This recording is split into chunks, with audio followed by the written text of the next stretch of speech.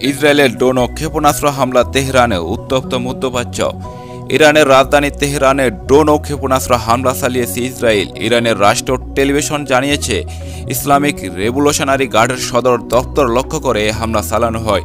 এছাড়া মধ্য ইরানের নাতাঞ্জ পারমাণবিক স্থাপনাতেও বিস্ফোরণের পর আগুন জ্বলতে দেখা গেছে। ইসরায়েলের প্রতিরক্ষামন্ত্রী ইসরায়েল কার্ত যে হামলাকে আগাম প্রতিরোধমূলক অভিযান হিসেবে অভিহিত করেছেন। হামলার পর ইসরায়েল জুড়ে বিশেষ জরুরি অবস্থা জারির ঘোষণা দিয়েছে দেশটির সরকার।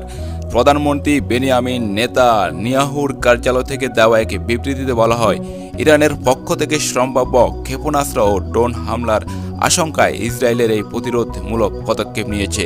বিবৃতিতে আরও বলা হয়, এই অভিযানের মূল লক্ষ্য ছিল ইরানের পারমাণবিক কর্মসূচি, ব্যালিস্টিক ক্ষেপণাস্ত্র ও সামরিক অবকাঠামো।